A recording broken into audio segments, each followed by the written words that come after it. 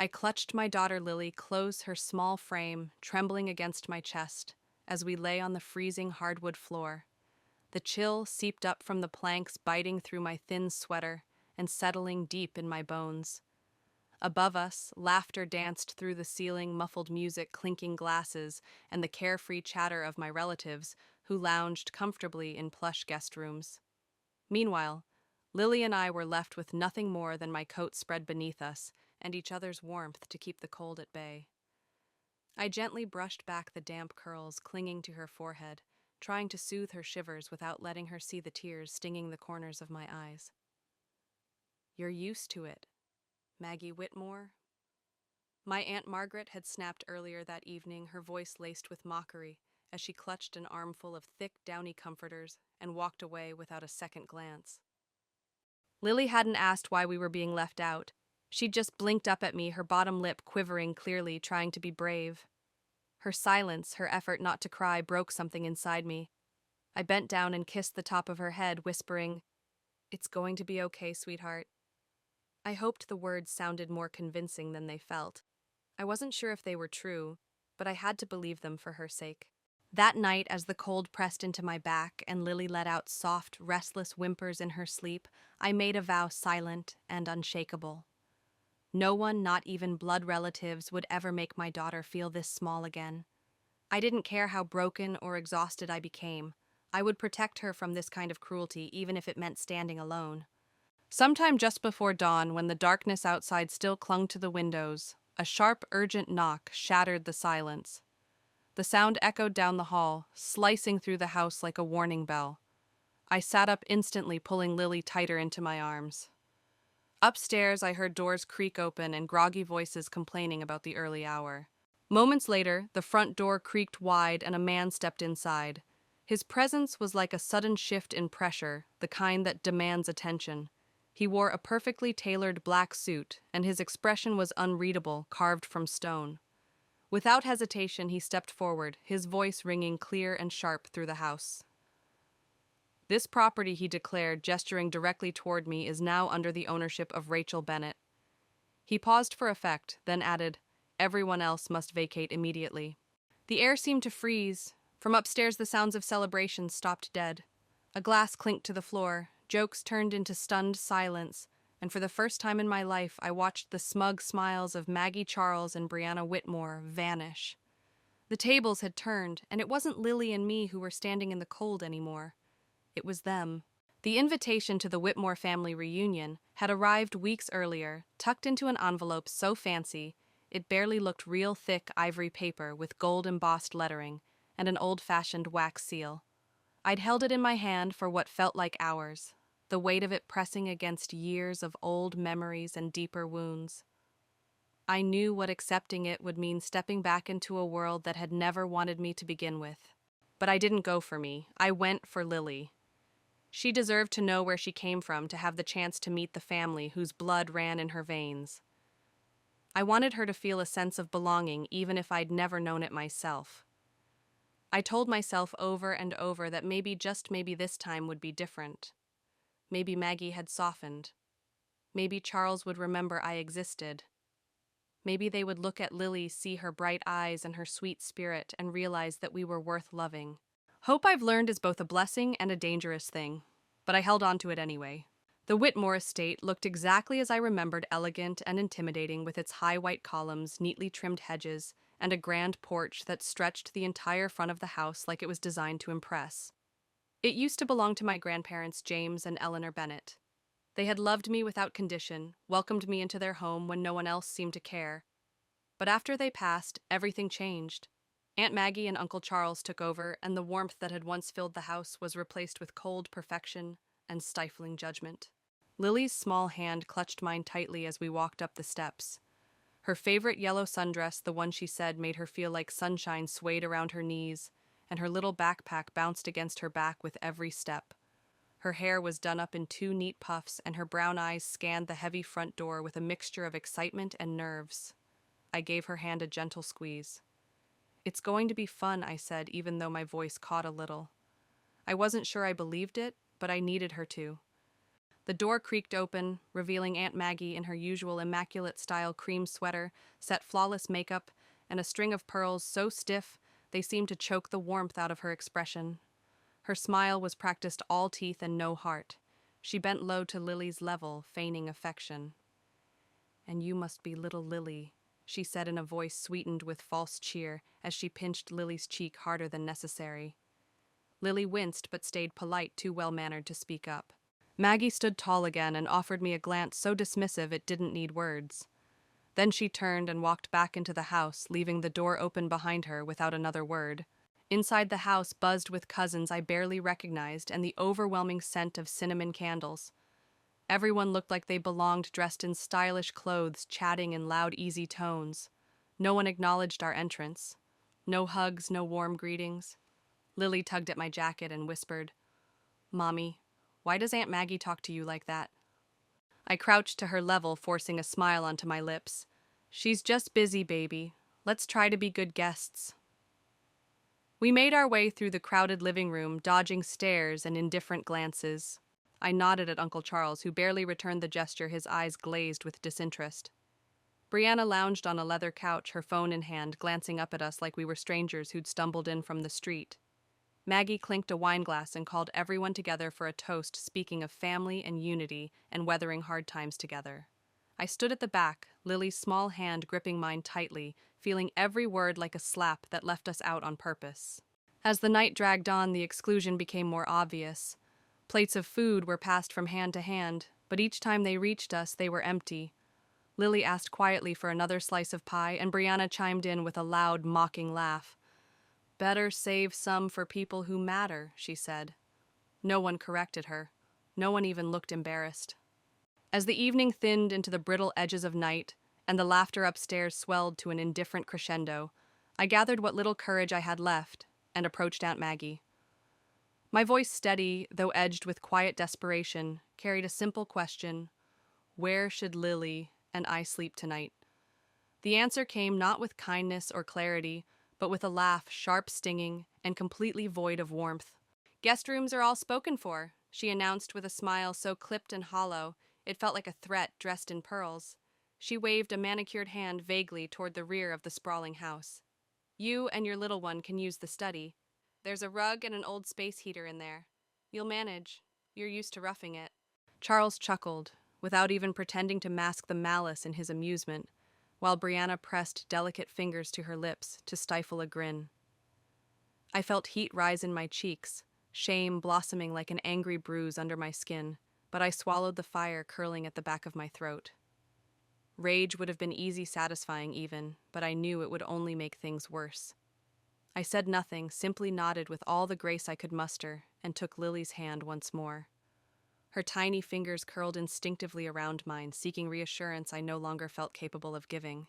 The study greeted us with the musty scent of forgotten books and shuttered windows. It was a room untouched by comfort, no bed, no sofa, not even a folded blanket left behind out of decency. Just a threadbare rug sprawled like an afterthought across creaking floorboards, a rickety desk crowded with yellowed paper, and a single drafty window that shuddered in its frame whenever the wind dared speak. I knelt down and began piecing together a makeshift nest for Lily, using my coat and her small backpack, layering them like fragile shields against the cold that seeped up from the floor and down from the air. Lily, always so brave, knelt beside me in silence. She placed her teddy bear, Mr. Button, worn and one-eyed but deeply loved, on the coat like it was sacred ground. Her voice when it came was soft and hesitant, barely more than a question breathed into the stillness. "Mommy, did we do something wrong?" Her words struck harder than Maggie's venom ever could. I gathered her into my arms, burying my face in her curls. "No, baby. No," I murmured. "We didn't do anything wrong."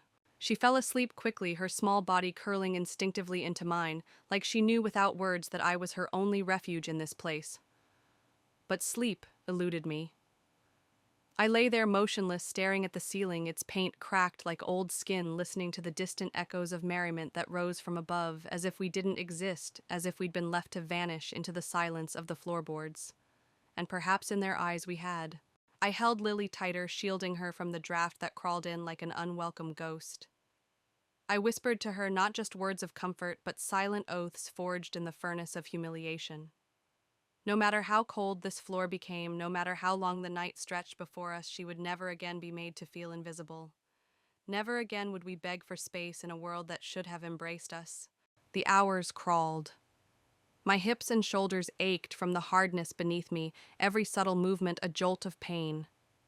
I adjusted Lily's coat again and again, trying to cushion her from the biting cold, even as my own limbs began to stiffen and lose their strength.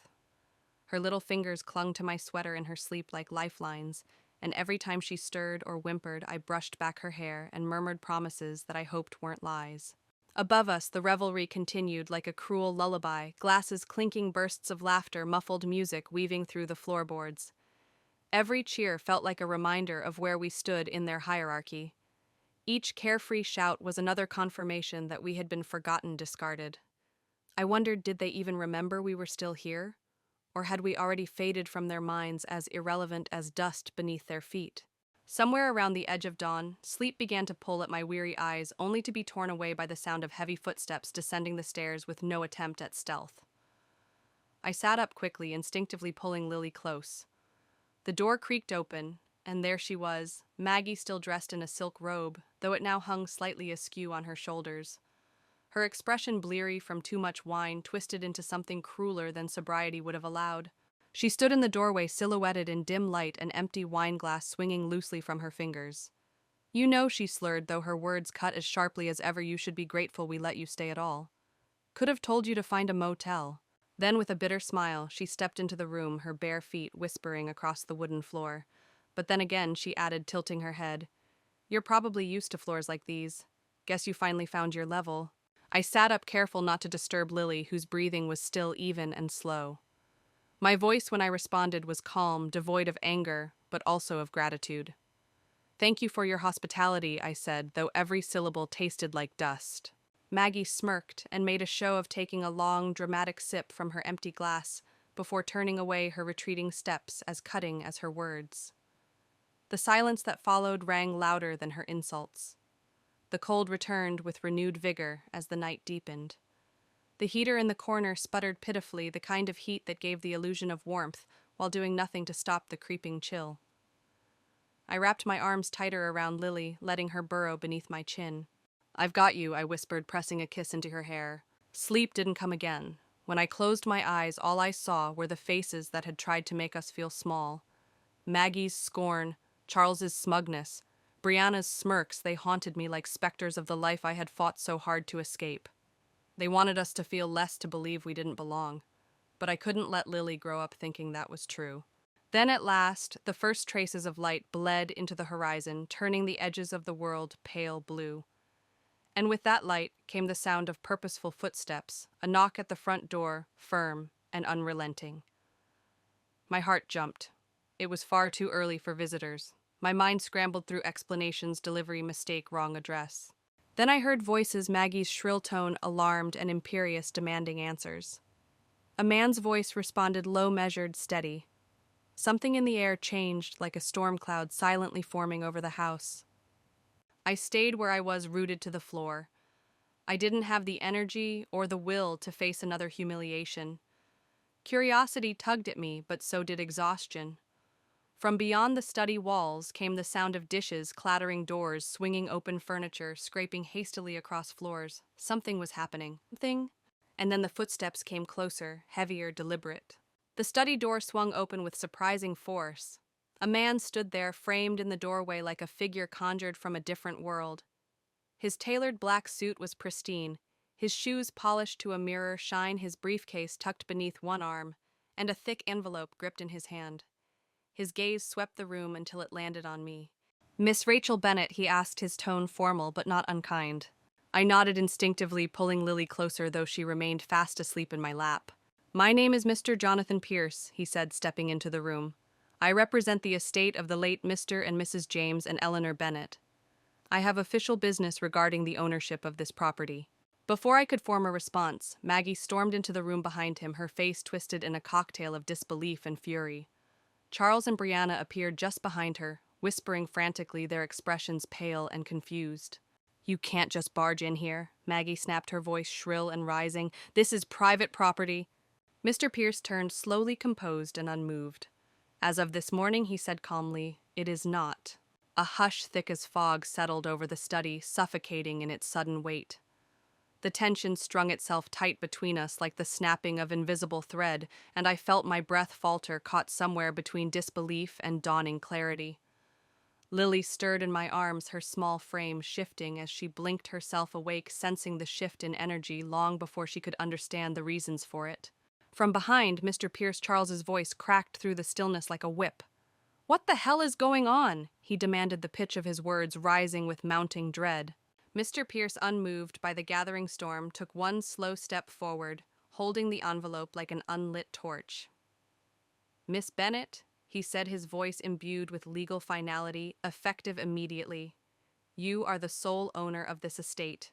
The will of the late Mr. and Mrs. James and Eleanor Bennet states in clear and binding terms that all property and assets associated with this home are to be transferred to you and your descendants." The silence that followed was almost wholly broken only by the metronomic tick of the antique grandfather clock in the hallway beyond. Margaret's lips parted and closed again, soundless, her perfect composure fracturing under the weight of this unthinkable shift. Charles's complexion darkened to a stormy red, and Brianna looked as though someone had slapped the entitlement right off her face. As for me, I simply stared at the envelope, at that plain, heavy symbol of something I hadn't dared to believe could still be mine. I could hardly comprehend the words Mr. Pierce had spoken. They echoed like something from a dream too fragile to survive daylight. In my lap, Lily rubbed her eyes and blinked up at me, confusion etched into the delicate lines of her face. "Mommy," she whispered, her voice tight with sleep and the instinctive worry that always followed upheaval. "Are we okay?" I held her tighter, pulling her fully into my lap and resting my cheek against her temple. I nodded slowly, not yet trusting my voice. Mr. Pierce stepped closer and extended the envelope once more, his expression softening by the smallest degree, as though he recognized the battlefield we stood on was not merely legal, but emotional and ancestral. And at last, with hands that trembled more from memory than fear, I reached out and took what was mine. I sat there for a moment longer, clutching the thick envelope to my chest, like it contained more than just documents, because it did. It held the weight of my grandparents' love, the years of silence I had endured, the slights I had let slide, the quiet resilience I had clung to in every moment of rejection. It held hope, the kind I'd nearly forgotten how to feel. Margaret surged forward, her posture tight with disbelief. "There must be some mistake," she snapped, the syllables brittle as dry glass. "This house belongs to us. My parents left it to Charles and me." But Mr. Pierce didn't flinch. The will was amended prior to their passing. It was legally witnessed, notarized, and filed with the court. You were both notified of the change and were summoned to respond. When you failed to appear, the court proceeded in accordance with your absence. I assure you, Mrs. Whitmore, this matter is not up for debate. Charles crossed his arms, fury etched into every line of his clenched jaw. He glared at me with the kind of resentment only entitlement could birth. "You think you can just kick us out?" His voice quivered, caught between rage and disbelief. "You think you deserve this?" I rose slowly, shifting Lily onto my hip with practiced ease. My knees were stiff, but it wasn't fatigue that made them tremble. It was the rush of a strength I hadn't felt in years. I looked Charles directly in the eye, letting his fury crash uselessly against the calm I had finally reclaimed. I don't think anything I said quietly, my voice unwavering. James and Eleanor Bennet thought so. They made their decision. I'm just honoring it. Margaret shook her head violently, her composure unraveling with each breath. "You barely came around," she spat. "Always off chasing your little... whatever it is you do. You weren't here. You weren't part of this family." There was the sneer again, the old familiar sting of words meant to diminish. But this time they didn't land. This time they couldn't touch me. The anger that used to rise in my throat now redirected itself into clarity, sharpening the lens of memory. "I came when I could," I replied. "When it mattered. I spent weekends here when I could afford the gas. I called every week when no one else remembered their birthdays. I was there when they were sick, when they needed help. You only came when there was something to gain." Mr. Pierce cleared his throat, breaking the silence that followed like the toll of a gavel. As of this moment, he said, consulting a smaller folder from his briefcase, you are required to vacate the premises within the next 3 hours. Legal action will follow if you fail to comply. Margaret gasped, the sound jagged and theatrical. You can't do this to family.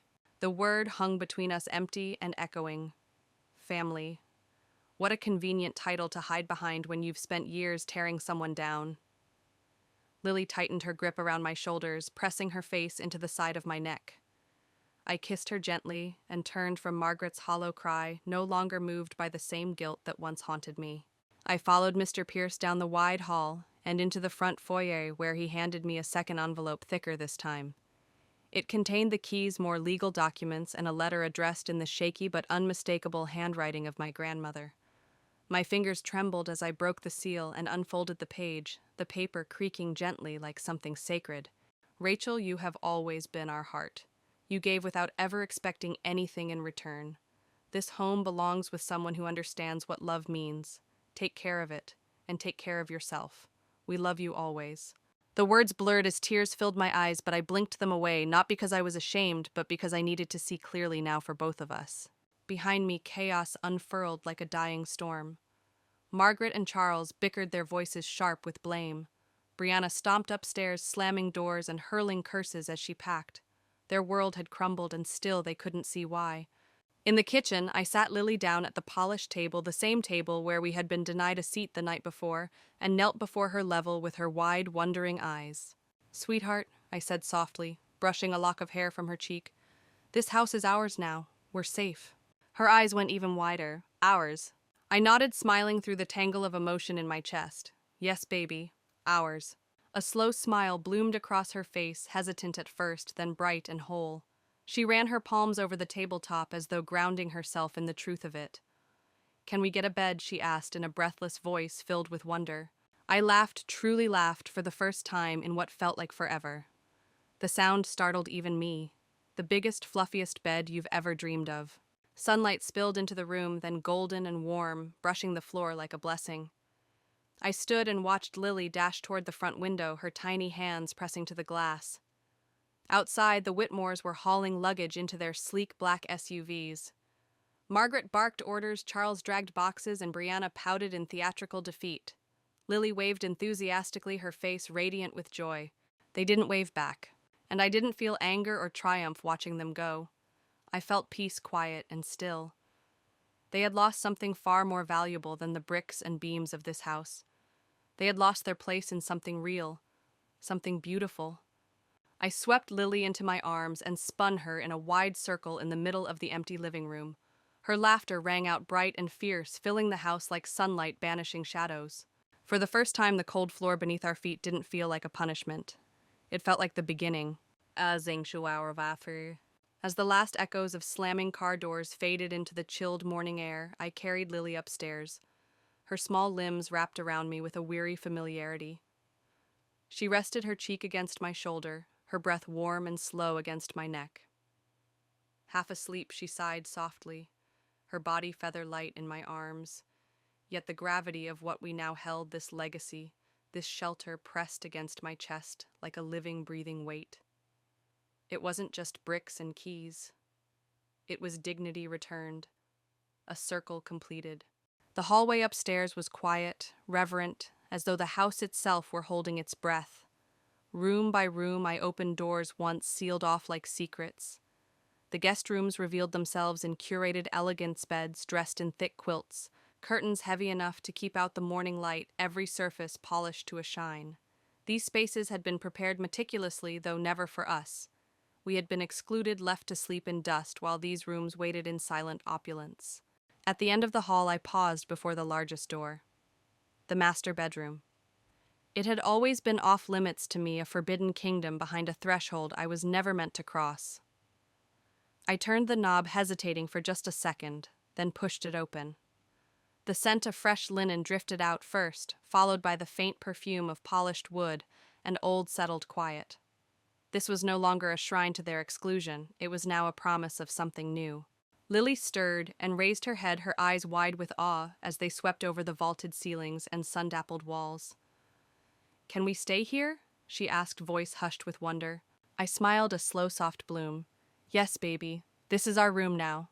I lowered her gently onto the bed, watching as her small body melted into the sea of plushness. She giggled and rolled over, hugging an oversized pillow, as though it might carry her away into a dream. I sat beside her, my hand trailing across the soft quilt, remembering too vividly the biting cold of the study floor. The difference wasn't just in comfort, it was in meaning. We had crossed a boundary that could never again be closed. Downstairs, a final door slammed shut, the last defiant punctuation mark from people who had once believed themselves untouchable. I listened for their retreating footsteps, half expecting one last jab, one final glance over the shoulder. But there was only silence. They were gone. And for the first time, the house truly belonged to us, not just in legal terms, but in presence and soul. Mr. Pierce returned, just as I carried Lily back down for breakfast. His briefcase was no longer open, and though his posture remained composed, there was a subtle ease to him now, a quiet sense that the final page had been turned. "Everything's in order," he said, handing me a firm nod. "If anything else arises, my office will be finalizing the transfer of accounts and utilities. The details should all be in the second packet." I nodded, but the gratitude I felt lodged thick in my throat. "Thank you," I managed the words, catching on rising emotion. His smile was small but genuine. "Your grandparents wanted you to be cared for," he said. "They made it very clear this place was meant to be yours alone. No interference." His words hit like a tide. I nodded again, unable to speak as the ache of relief curled around my heart. At my side, Lily tugged on my sleeve with sudden urgency. "Mommy, I want pancakes." Mr. Pierce chuckled, a lightness breaking through the formality. He looked down at her and tipped his head. "Enjoy your home, Miss Bennet. You've earned it." Then he was gone.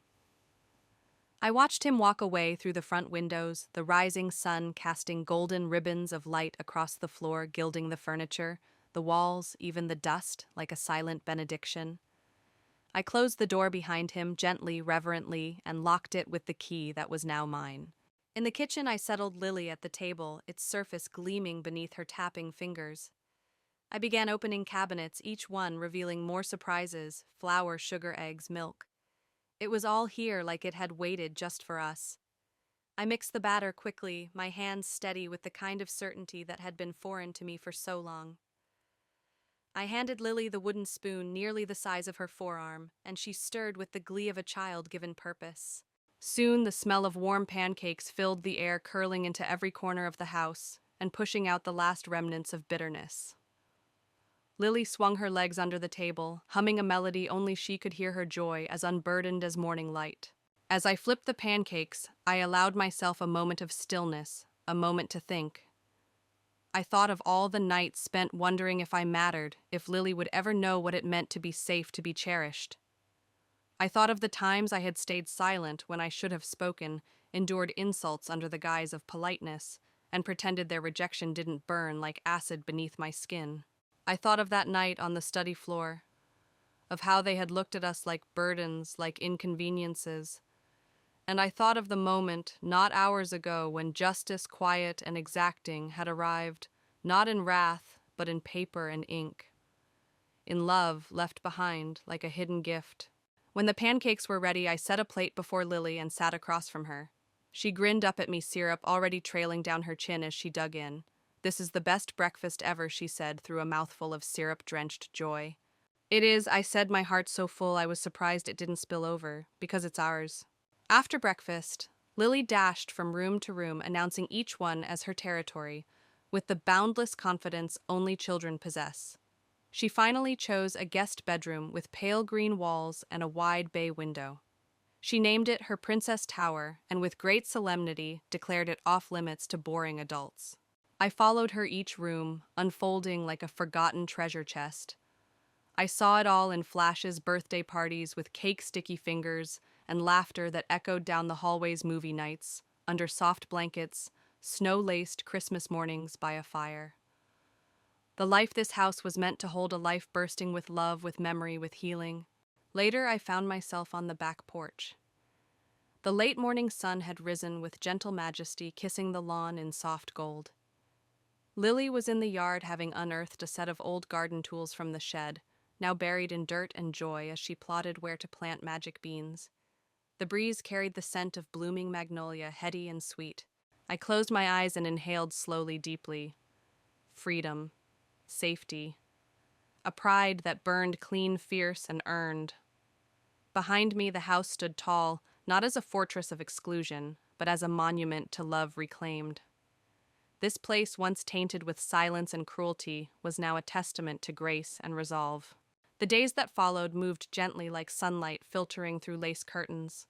Without the sharp edge of Maggie's voice, without the hollow judgments bouncing off the walls, the house began to breathe again.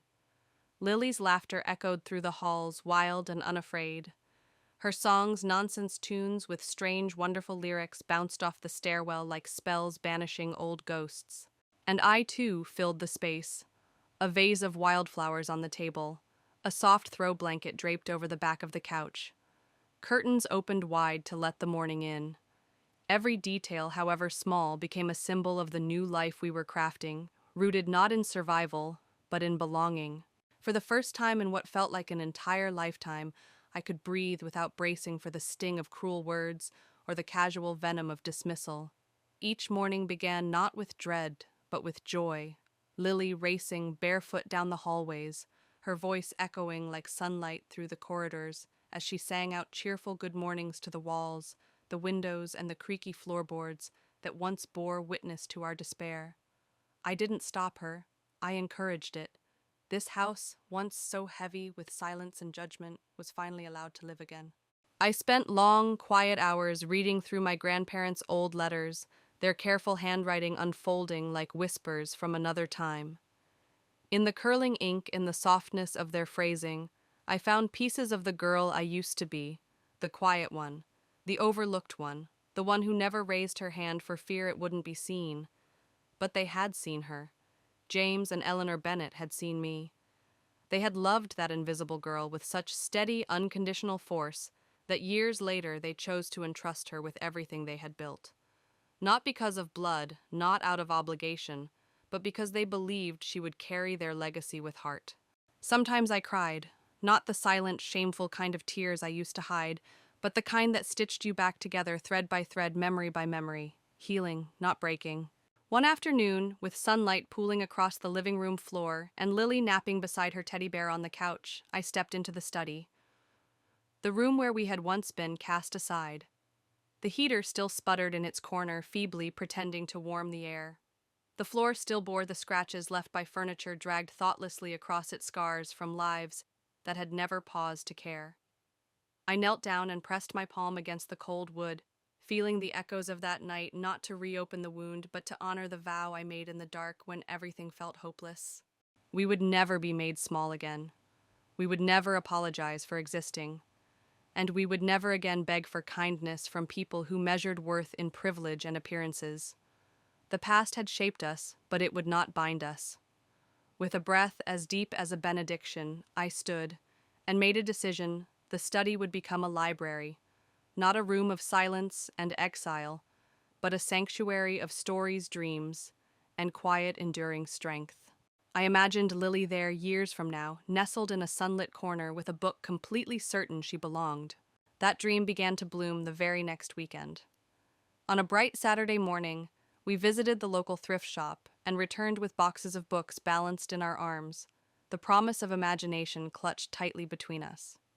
Lily chose a pink beanbag chair and insisted we place it right beside the largest window. "This is the princess reading spot," she declared, plopping down with regal satisfaction. I laughed, leaned over, and kissed the top of her head. "It's perfect," I whispered, and it was. We made traditions out of simple things. Saturday morning pancakes, a new bedtime story each night, planting marigolds in the front garden, and painting the walls in shades that made us feel safe and joyful. Each ritual became a brick in the home we were building, one not made of just plaster and beams, but of intention and tenderness. Small joys took root in the soil of everything we had lost and everything we were now determined to grow. Sometimes memories tried to creep in like vines left unchecked.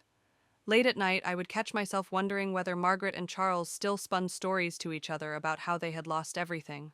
I wondered if in some dim apartment surrounded by things that no longer impressed anyone, they still believed I had stolen what was theirs.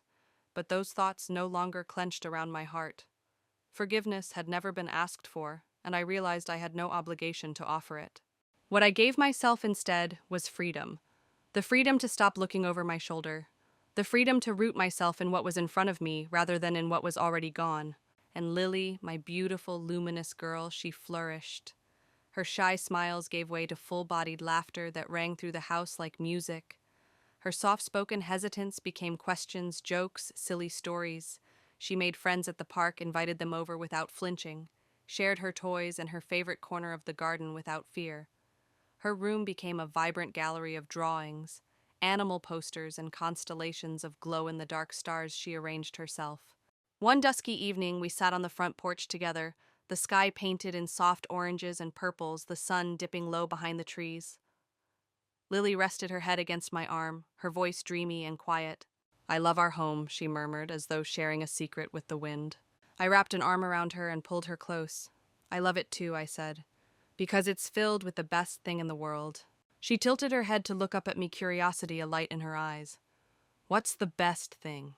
"You," I said, pressing a kiss to her forehead. "You're the best thing in the world." We sat there long after the stars had begun to emerge, watching, listening. Crickets sang their nightly lullaby, and a breeze curled around us like a gentle embrace. There was no bitterness left in me, no trace of the old anger, just peace and gratitude. In the end, this house was never about property lines or inheritance. It was never about the legal battles or even the victory. It was about creating a place where love shouted louder than cruelty, where kindness outlasted bitterness, where dignity was not asked for but known. Family, I had learned, wasn't defined by DNA or shared history. It was defined by those who see you, who lift you, who fight for you, even when you can't fight for yourself. And in this quiet world we were shaping, Lily and I had become a family built not from tradition, but from truth, from choice. And this time no one could take that from us. If our story found a place in your heart, if even one moment made you pause, reflect, or feel seen, then I ask only this: let someone else feel that too. Share this story with someone who might need to be reminded that they are not alone, that it is never too late to reclaim your worth, to build something beautiful even from ruins. Was there a moment in your life when you chose to stand tall instead of remaining small? I'd love to hear it. I read every comment because your stories matter. They remind me why I shared mine.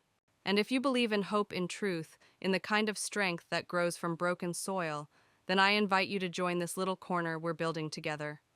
Please subscribe to the channel. Stay with us for the next chapter.